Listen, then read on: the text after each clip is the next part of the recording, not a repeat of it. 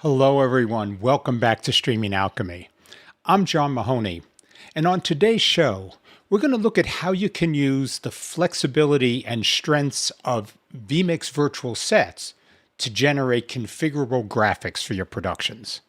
But before we get to that, as always, I'd like to invite you, if you have any comments, have any questions, just post them below, and we'll try to get them live on air here. Also, if you'd like to join us here on the show, we do have a link in the show notes that will allow you to, just sitting right over here as well. So you should be able to connect with someone in the studio and they can get you here on air with us. So let's get started. What I'd like to do is show you an output from Vmix where I can demonstrate some of this flexibility. So this is sort of the graphic that we used in our title screen. And this is generated via a virtual set. And so if I wanted to, I could, let's go over here. I can just change the color of the helmet so it blends with the fur, or that makes the eyes stand out. Or it could be something that just has a great contrast. I could also just go here and change it to be, you know, the Streaming Alchemy team or any other teams that I may have set up here. And we did all this with virtual sets. And the real concept here is that you can do more with a virtual set than the traditional green screen set replacement style productions. So before I get into this anymore, we have just a few comments here that I want to, touch back with everyone on. So, yeah, you demand, thank you. Always good to see you here. And I hope you enjoy it. I hope you find this useful. My fave tech saying he's fairly new to Vmix, but appreciating, what we're doing here. And that's great. We definitely appreciate you being here with us. So there's JP. JP, great to see you here. Thank you. And so my fave tech is saying, I'm trying to learn what the best way to record the computer screen video, as well as myself in a picture-in-picture. So if you can hang around to the post show, we can definitely talk about that. So I'll try to remember that this is something we want to come back to, but we can talk about that in the post show. Happy to do that. Okay, so let's talk a little bit about what virtual sets are and why we would choose that. And probably there's like three reasons. One is that inside a virtual set, you can use something called a UV map to let you take an external asset and dynamically assign it to a specific location and shape inside of a virtual set. So that's basically one of the tools that we're using to change the colors in the helmets as well as the logos. Those are two separate UV maps that we're using. The other is that you can use that like any other composited input, where you can stack layers. You can use it just like that inside of Vmix. So it creates something that's very, very powerful. So between the dynamic assets, the UV maps to map them into a location, and the fact that it's a standard input I'll put a little asterisk there because we'll get to that during the show, you can really do a lot with these virtual sets. But the first thing, let's look at how we created the assets that we needed for the virtual set. And we did this in Photoshop, but there may be other tools that you can use to create the same type of thing.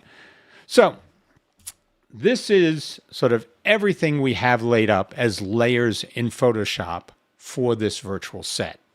And I'll sort of deconstruct this and we'll add things as we go along. So if I come over here, let me sort of shut things off and we'll start with the basics. So basically, I came in and just said, let me get a white football helmet as a template so I can start from there.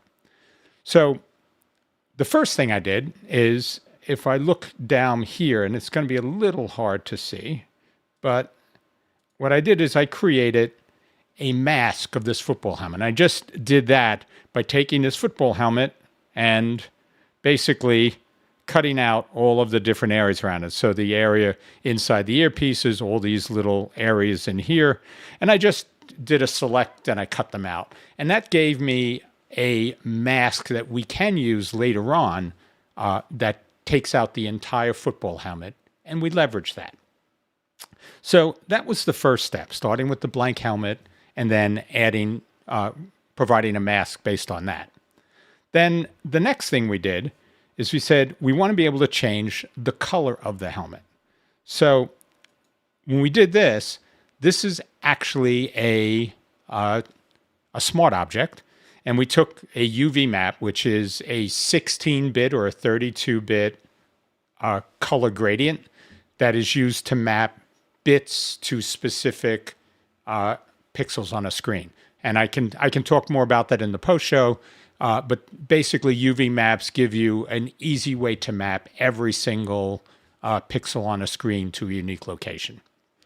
And the way I have this set up, so I'll sort of shut off the things in the back. I have here basically a mask for this. So if we sort of looking at this here, I'm applying this mask to this UV map here, and that allows me to take what is a full like rectangle and sort of map that down to just the areas of the helmet. And so you can see from here, when I line these up, I've cut out things for the straps. I've cut out things for all of the face mask elements, the hole in the middle for the ear slots. So all that's removed. So I'm just left with something that I can apply the color to. Now, we also need to apply sort of more things to this, because if that were just a solid color, it would look sort of weird. So I'll go to the top right now. What I did in addition is I took and added shading around the helmet. So this is just, let me sort of turn these others off so you can see it. Basically, this is just sort of the helmet with some brushed in shading that I did, and semi-transparent, so actually mostly transparent, to create that type of shape or sense of depth. And so when you combine that with the helmet elements and these, you now can see that I have the gradient, but I also have the sense that this is actually a helmet. So it's not just like a solid color in the shape of a helmet, but it has some of that three-dimensionality, which can be helpful. And then the last thing we have over here is this is the UV map that we're using for our logo. And there's a few things here. So if you can see, I mean, we cut this out, and it's very similar to how we did everything with the color. It's all cut out to fit within the confines of the helmet. But we also did something else with it that is definitely, interesting. So if I click on here, I'm going to show you a feature inside Photoshop called Warp. And so let me go here and do Edit, Transform, and Warp. So what you can see here is I took the UV map and I made some adjustments to sort of make it curve and stretch a little bit as we go back. So if you look here in this grid, I can make any adjustments I want here just by sort of dragging it, and it distorts the gradient map for me now.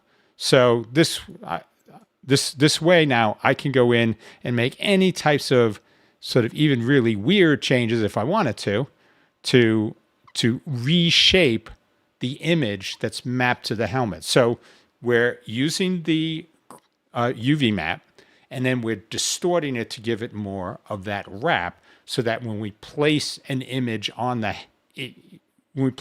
into this gradient, this UV map, it's able to sort of conform more to the shape of the helmet. So these are all the layers that we use to build our virtual set for the helmet. And, so it's really now these four layers. If we look at it, we have the top layer for the shading. So I'll sort of just go through this as we edit.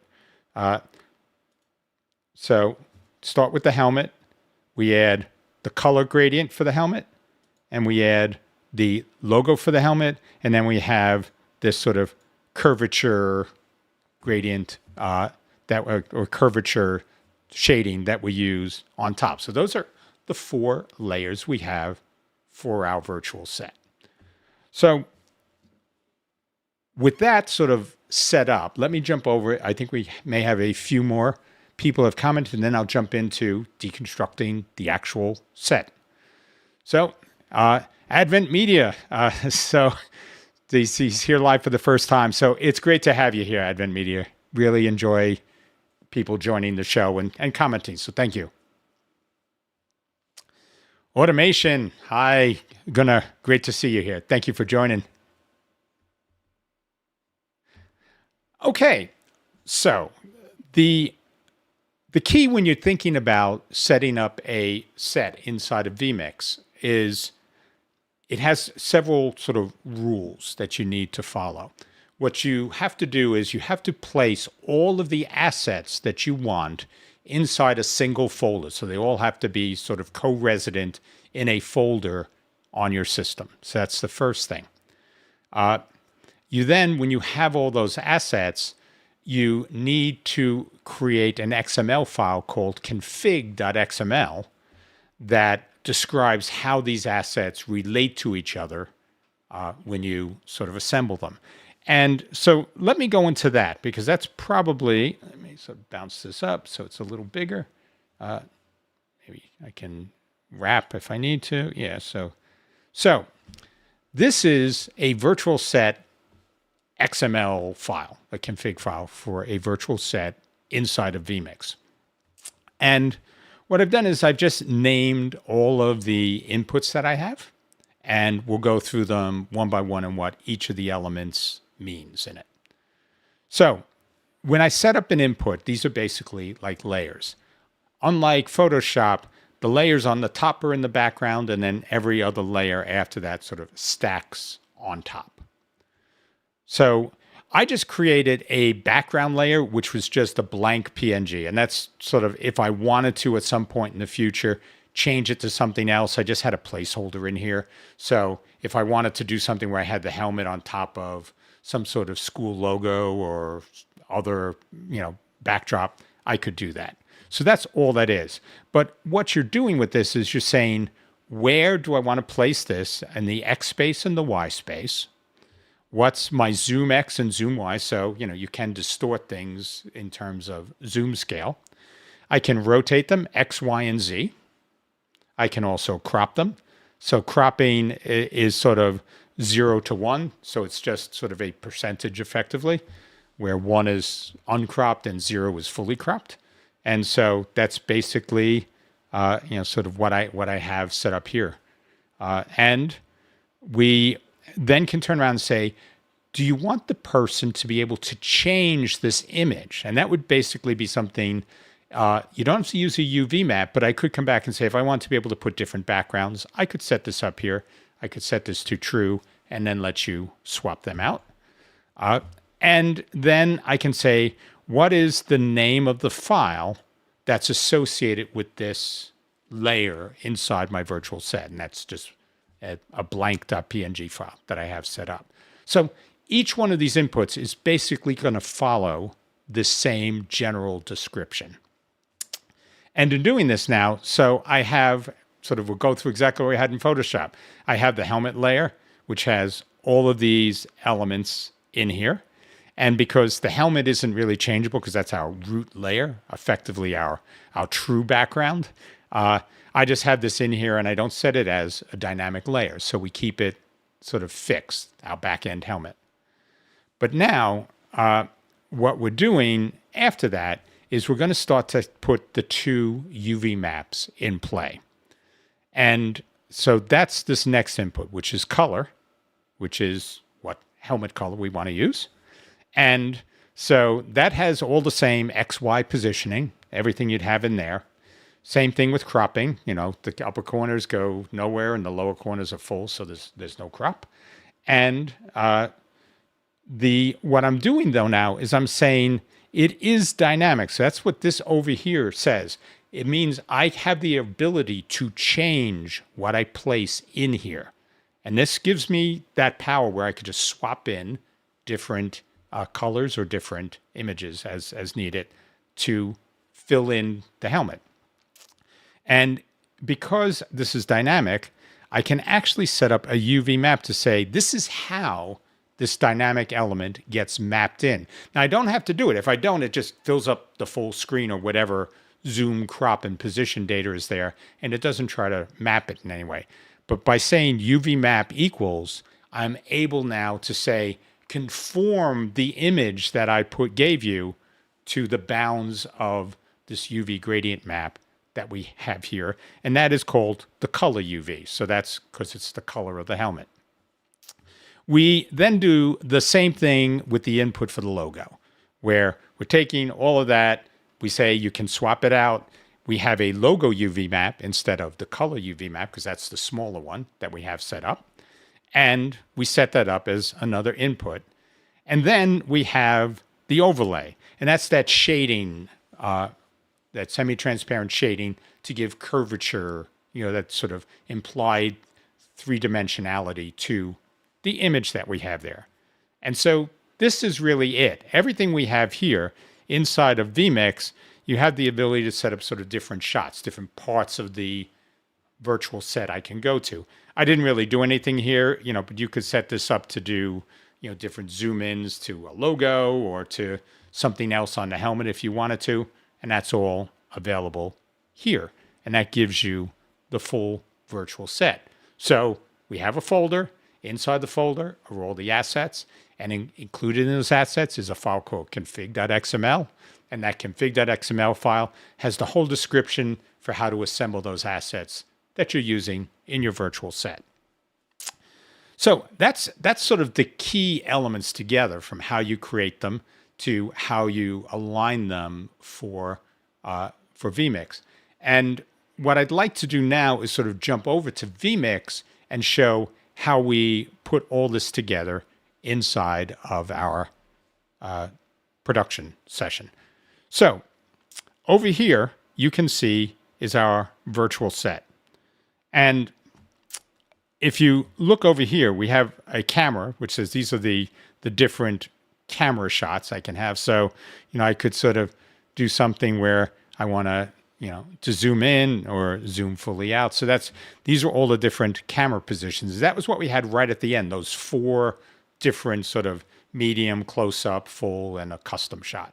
So that's basically what we had set up there. And you can also set the transition time between them. But the powerful piece is over here with the setup button.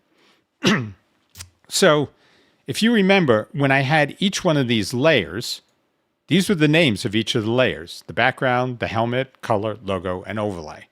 And for when I said dynamic or not, well, you could say dynamic equals true or dynamic equals false. If dynamic equals true, you'd have the ability to pick another input. So we did say that you could change the color and the logo. So for the color, I actually have an input number 4, called helmet colors, but I could pick anything else that I want as an input, though it wouldn't make much sense. So that's the first thing, and the other was the logos. And for here, I have an input with the team logos. And so that's how we just set this up. Adding this, you just navigate to, when you say add a virtual set. So if I come over to Vmix, add an input, over here you have virtual sets, and you just browse to the directory that you want and you pull the virtual set in. And that's all you're really doing with this. So there's nothing special. So you're just going there and opening this as a file, and then you add that and you get exactly this as an input. So that's exactly the steps for loading that virtual set you just built. But now, how did I handle this with the logos and the colors? Well, what I wanted to do here was I wanted to set these up as list. So let's see if I can open this up. Yeah, let me drag this out a bit. Yep. So here is the list that we're using, and these are the lists that include all of the team logos. So I just had a whole set that we had in here. And I also have a list with all the different helmet colors. So this is, again, just 2 lists that we have set up here.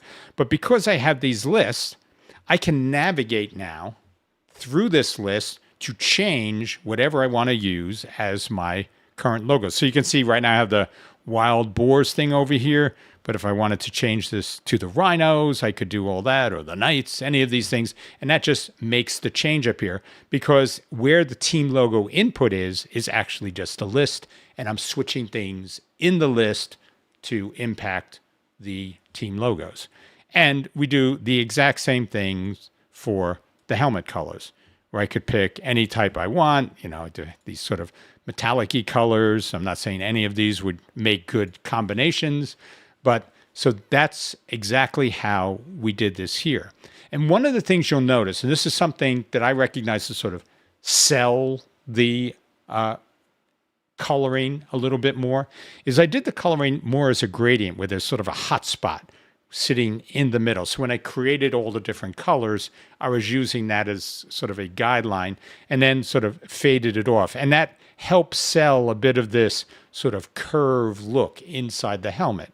And that combined with that overlay we did with sort of darkening the edges and creating that shadowed area, we think does a reasonably good job of selling the image. But if we wanted to put all this together and use it for things, one of the things you'll find, let me sort of switch over here, is that virtual sets do not have transparent backgrounds, and you cannot specify a transparent background. So you really have 2 options for dealing with this. One of them is where I just had that background layer inside my virtual set. I could make that into some type of chroma keyable color that wouldn't be in any of the logos for the or the helmet colors, and use that.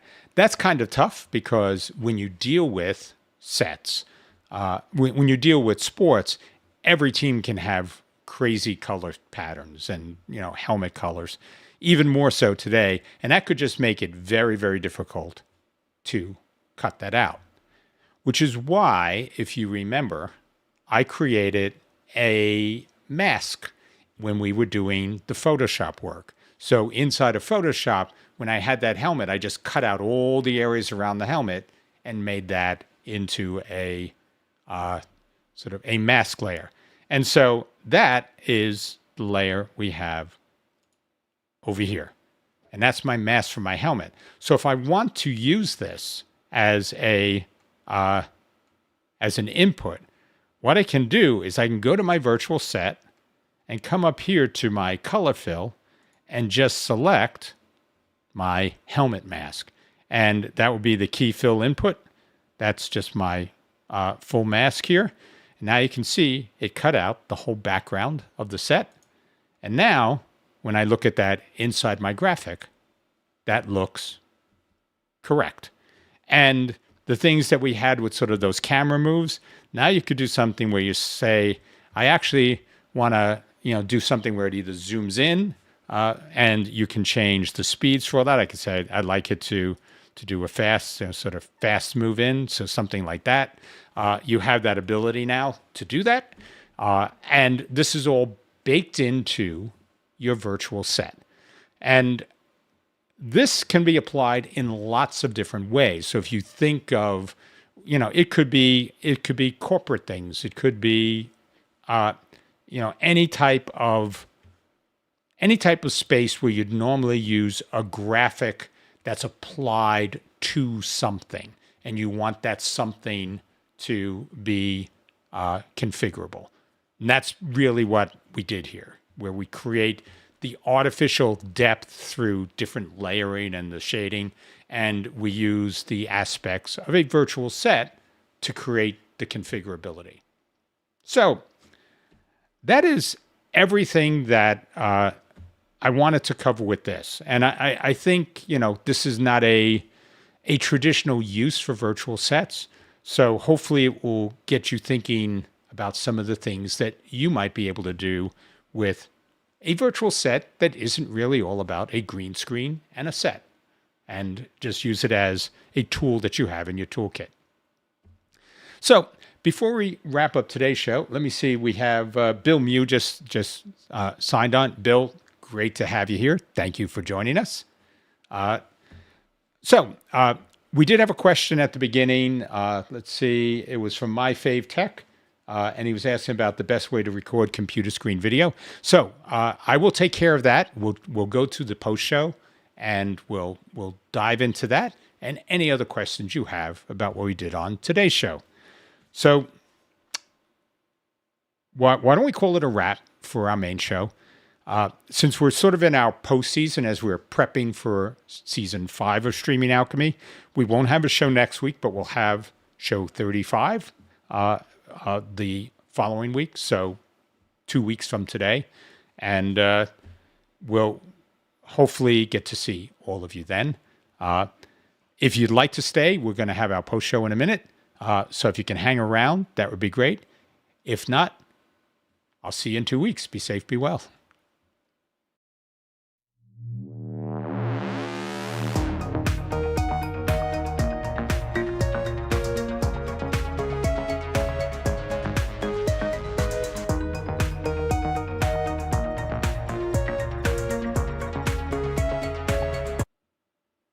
Hello, everyone. Welcome back to our post show. This was an interesting topic for me because I'm always looking at different ways to leverage tools that we have that we sort of been trained to use one way, but can think of different ways to work with them. So I did have My Fave Tech was asking about the best way to record the computer screen video as well as himself in a picture-in-picture. So if you're using Vmix, Vmix has the ability to take in what are called NDI feeds. An NDI feed is basically an IP-based video feed that can be transported across the network. And there are a set of tools. If you go to ndi.tv, there are a set of free tools that are available that allow you to do a whole set of things around NDI. So things like Studio Monitor, where you can look at a video that's coming across the network and make sure it looks correct. There's things for bridging NDI sessions across different geographic locations over the internet. So lots of tools in there. But one of the tools is basically a screen capture tool.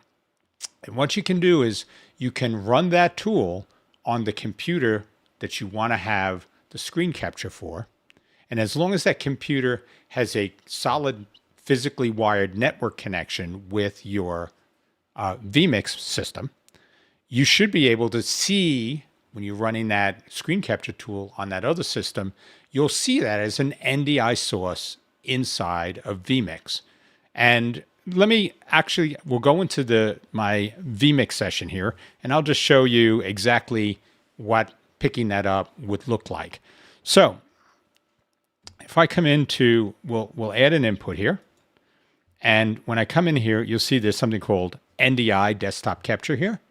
So if I click on that, what this will go through, and we have a lot of sources here, but these are all of my different NDI sources.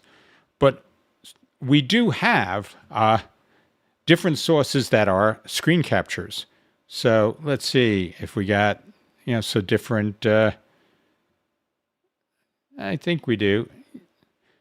So yeah, so here's an example. So this is a different computer we have in the studio. And here is telling me this is the graphics card in that computer. And if I wanted to grab that, I could just take and select that. Now I don't know if there's much on here. Let me see if, yeah, so this is what we're driving a second monitor with. So if you look here, this is exactly what I have now as it's an OBS system that's running here. And that is the output for that. That is a screen capture. And then you just inside of Vmix using layers, you can go and say, I can have my video here and I can have my screen capture come in as a full screen video next to it. So different things you can do for this, but I think that gives you the basic overview of how you could have yourself and a screen capture composited together inside of Vmix. So hopefully that got you started on what you need to do there. All right, then. So let's see. Do we have... So you saying it's a wrap, working on another pressing type project. So great to have you here. Always fun to see you. And thanks for putting some of the stuff we do here into real world use. That's always makes me happy to see what we do, get applied somehow. So thank you. Have a great weekend. All right. So Kent Kaholski. Kent, thank you for commenting. So doing this, would there be a good way to use this in a news talking head show? So yeah, I mean, this could be done for, I'm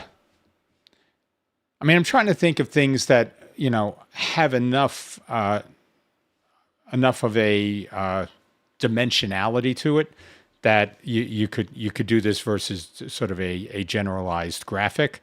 But this could be something that you could use for sort of sponsor logos, where you may turn around and say, I actually want to do something where I have a sponsor logo that wraps into something that I just want to be able to call up as a graphic. So it could be some sort of, circular globe with a, sponsor logo on top of it, things like that.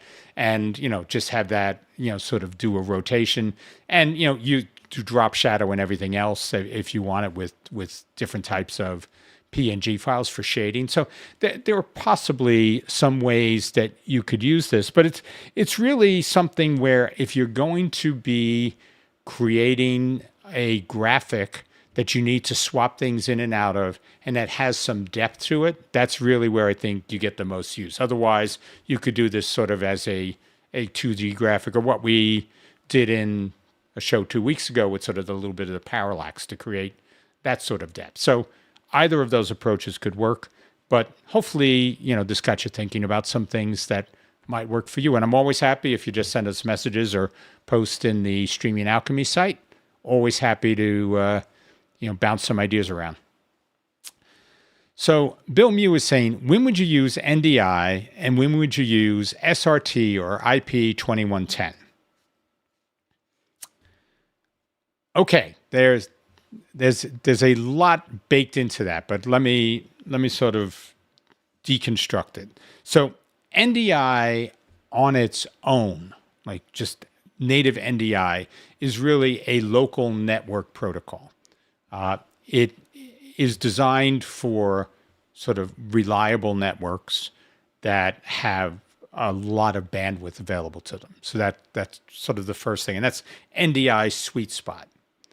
NDI always was sort of distinct from SRT because SRT was really that secure, reliable transport. SRT was always about using unreliable networks to transmit video. And the way SRT works, distinct from NDI, is that you create a bigger buffer that you can use for SRT. So anytime your network has dropouts, you can still feed it the video and sort of recover from those dropouts where you can resend packets as long as your buffer is big enough to handle any dropouts or missed drop packets or other things you'd have in your connection.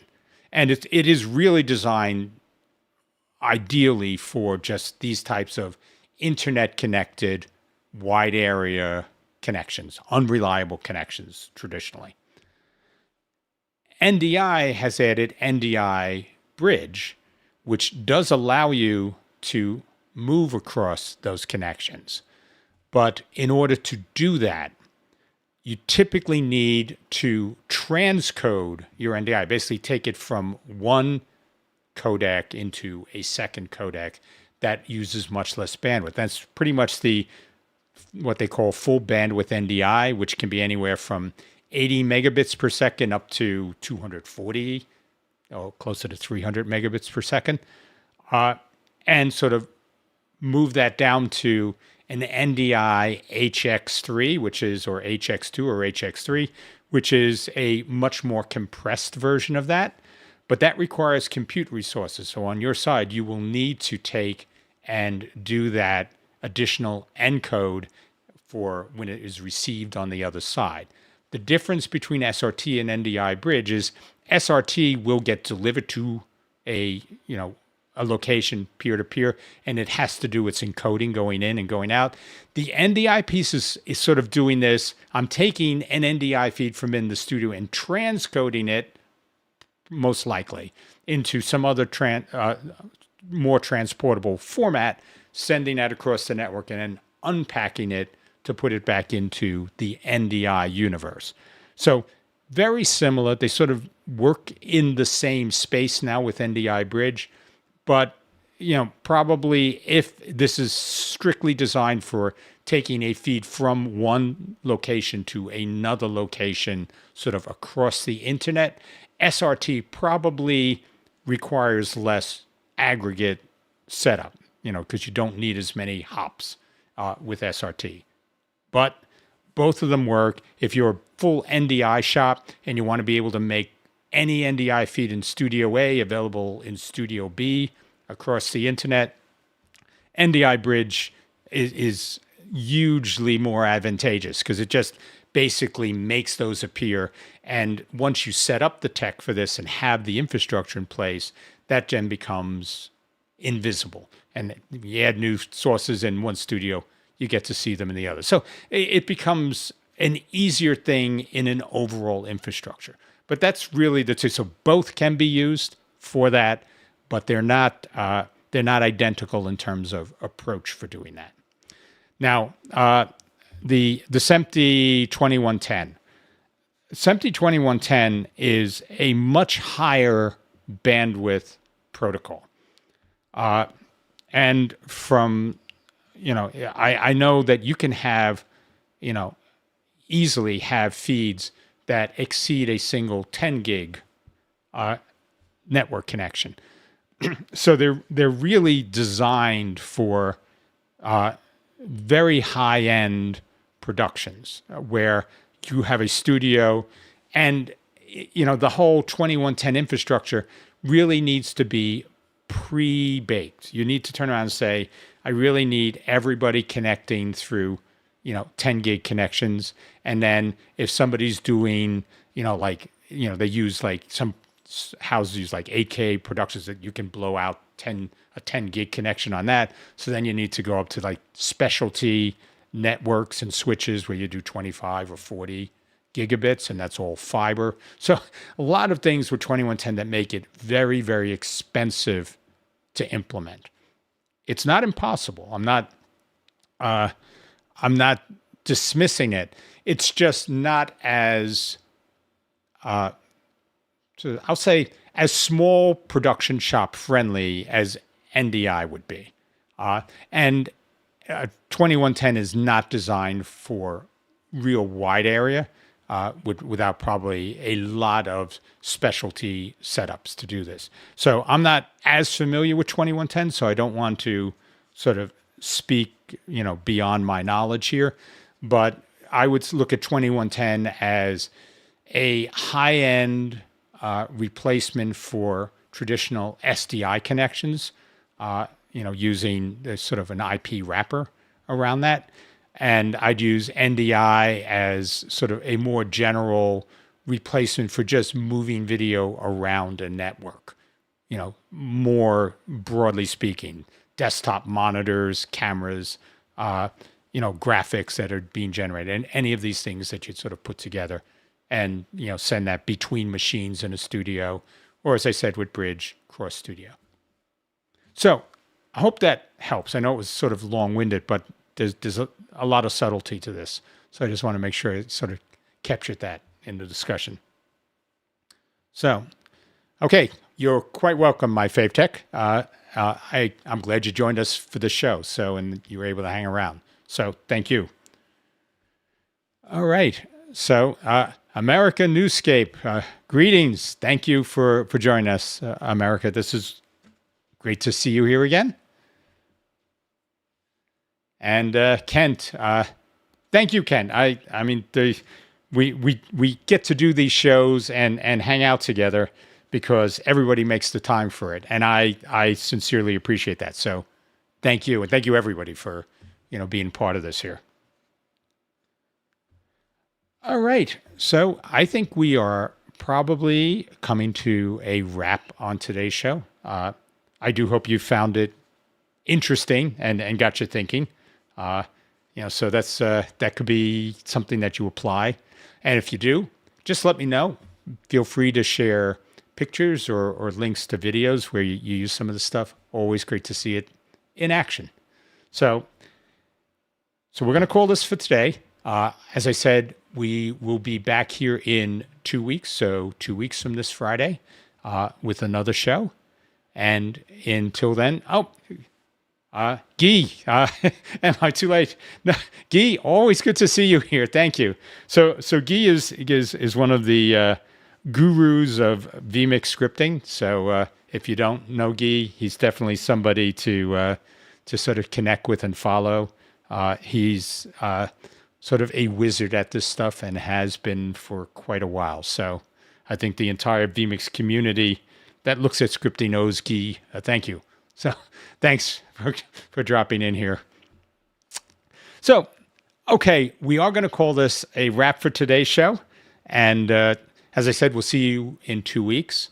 And until then, be safe, be well.